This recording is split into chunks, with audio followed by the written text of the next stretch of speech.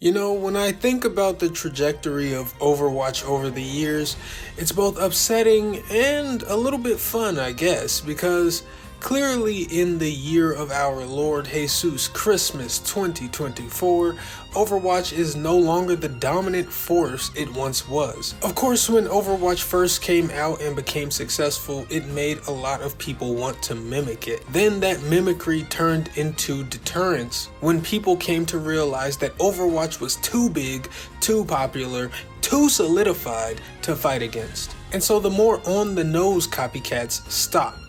However, you fast forward years later after innumerable faux pas, fumbles, and stumbles, including the fact that we are no longer playing Overwatch, we are now playing Overwatch 2. Well, you look at that and suddenly Overwatch being too big to fight is no longer the case. And it rings like a fucking chow bell to developers hungry for their spot. Now, I'm not trying to be hyperbolic or anything. It's not like Overwatch is gone or is completely unpopular or is in danger of being shut down. They have a loyal subset of players who likely will never go anywhere. But they are no longer the unchallenged king. They fell off of their throne and lost their crown, and as they scramble with futile attempts to try and reclaim it, many others are hoping to snag it themselves and become the next king. And today, those others are who I want to talk about. So, if you don't know, I'm Waifu Belector, the only fair human on Earth, clearly here to chat about the would-be usurpers of the Overwatch throne. So please remember to give this video a like and please consider subscribing. But without further ado, let's talk about some hero shooters. First up is Star Wars Hunters. That's right, Star Wars is throwing their hat in the ring. Obviously, they give themselves a shot just by being such a massive IP, but it takes more than property recognition to truly wow and stick around. However, the Star Wars universe is still a good choice. The developers of Star Wars Hunters, Zynga, also made the choice to have a roster of completely original characters rather than the game consisting of fan favorites like Luke, Han, Obi-Wan, and Vader. It's sort of a bold choice, but I think I see the reason for it. Would you get more eyes on your game if Mando and Yoda were in it? Definitely. But there are also certain expectations that come with that, not the least of which are voices. Sure, it's not that hard to find someone who can do a decent Yoda impression, but characters with more realistic, less exaggerated voices will be harder to mimic and be scrutinized more by fans. And I doubt you'd be getting the likes of Pedro Pascal and Ewan McGregor to reprise their roles. So yeah, I see the reasons why they may have chosen to go this route. But still, the other side of it is that this game would be massively attractive to a much larger audience if their Star Wars favorites were here. But maybe the Zynga devs weren't even thinking about what I mentioned. Maybe they just wanted to put their own mark and flair on Star Wars, which is fair enough. And who's to say that somewhere down the line in the midst of the wholly original roster that they don't surprise everyone with the big reveal of a popular character? You know, if the game finds its footing and does well, a good reveal and a good way to get new players would be to solo drop Darth Vader or something. Anyway though, outside of roster choice, Star Wars Hunters is taking a curious approach to its release and platforms. This game is only launching on Nintendo Switch and mobile. These are not perceived as very kingly release platforms, you know? However, what both Switch and mobile are great for is raking in a ton of money and mitigating complaints via the low expectations of those player bases. There's a lot more you can get away with on these two platforms as opposed to with PC and higher end console players. So yeah, I think it's true that with Switch and mobile, you will never be perceived as a true king of games unless you are a first party Nintendo game. But I think the Star Wars Hunters plan is to allow themselves to have flaws and problems without it being their immediate downfall by releasing to people who don't care that much. And if and when you have a firm base of players to stand on, you then create a PC version, a PS5 version. You know, once your success doesn't hinge on the most ornery gamers, that's when you can risk trying to get them. And if that is in fact the Hunter strategy, I think it's a pretty good one. It's more long game and strategic, but it could work. The game itself looks pretty good, especially considering its platforms, and it comes out in just a few days, so we'll see how it opens up. I honestly think Hunters taking the now open Overwatch throne itself is a bit of a long shot, but it's not ridiculous to think that they can carve themselves out a spot in the room. But okay, now the next game I want to talk about is one we only just learned about. The PlayStation Studios first party game, Concord. This game is getting a lot of flack online, and I'm honestly not sure why. You know what? Scratch that. Actually, I am sure why. It just doesn't really make a lot of sense. Console players, and especially PlayStation players, have a fucking aversion to multiplayer and live service games.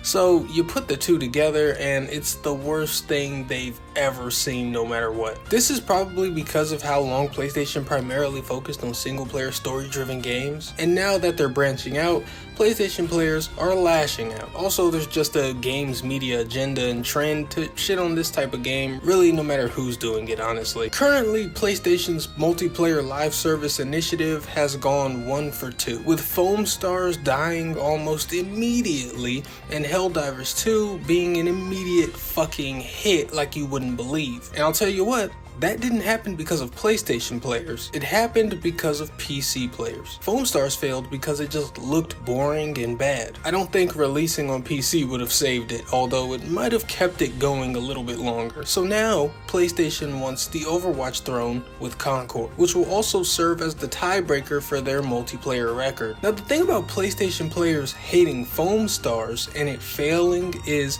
it didn't look good on the surface, and so nobody wanted to play it. I actually did play it, and it actually plays a lot better than you'd think, but no one fucking played it, so who cares? The thing with Concord is, it does not have the Foam Stars look issue in my opinion. The game looks good. We haven't had a chance to play it yet, but looking at it, it appears it can be a lot of fun. Although we'll have to wait to get hands-on to find out. But it's not even an ugly game. It doesn't appear to be a low-quality game. In fact, it appears to be the opposite. The game clearly has a sizable budget and appears to be of a high quality. Again though, I'll reserve full judgment of that for when I've played. The PlayStation player multiplayer aversion is just the only thing I can really come up with because nothing really seems to be adding up. Gassing up the likes of X-Defiant and then being appalled that Concord exists is truly mind-boggling. But I'm not yet convinced that the naysayers are not just a very vocal minority, plus the usual games media agenda. Because as I said, things aren't adding up. I mean, one of the main points the haters of this game keep bringing up is this is just like Overwatch. Therefore, it sucks because it's a copy. And they say this as if genres don't exist, as if every game they've ever played is some new original genre creating piece of art. Where is this energy for the 10 Souls-likes that come out every week that you people gobble up? Where's the It's Just Bloodborne energy for Lies of P? Where's the It's Just Smash energy for Multiverses? The thing is, people say those things about these games, but they mean it positively. Like, what the fuck is happening? Am I in the fucking Twilight Zone? It's the most nonsensical criteria for deciding to hate something, and it's almost fully rooted in nothing. Like, make it make sense. Like I said though, these people may just be a vocal minority, and Concord is releasing day 1 on PC as well. So I hope the PC players are enough to give the game a chance at least. But as I saw with Suicide Squad earlier this year, enough bad mouthing of something can completely ruin its reputation despite what it really is. Hopefully that doesn't happen to Concord, but for now, I'll just talk more about the game. Sorry for that tangent. But yeah, as the topic of this video suggests, Concord appears to have a lot in common with Overwatch. There is literally a character with robotic legs and a big ass gun that appears to move very similarly to Overwatch's Sojourn. Not to mention a revolver wielding character whose kit seems to line up pretty nicely with Cassidy's. The inspirations are very clearly there, something you'll see with the next game we talk about as well. And I think that's because these developers are not trying to be coy or sneaky about wanting taking Overwatch's spot. So duh, it looks like it plays like Overwatch, but aesthetically it gives off Guardians of the Galaxy. Even tonally it does. Although I guess that tone is more just MCU in general, but it's the ensemble part of it that feels specifically like Guardians. Anyway, the gameplay attribute they tried to set themselves apart with looks to be persistent deployable objects that can exist for the duration of a full match, even from round to round, which doesn't seem like it'll really create a huge difference in how you play something like Overwatch in comparison to this, but sure, whatever. The gameplay they show off in this reveal seems to focus only on 5 characters, even though this is a 5v5 game, so there has to be more than that, right? And yes, there are. In a blog post they did confirm that we can expect 16 characters at launch. My question is, how much is the game gonna cost? Or is it gonna be free? Or is it gonna be free to play? Because they haven't said. And with everyone already against you, if the game charges money to play, people are gonna act like you've requested their firstborn son as a sacrifice.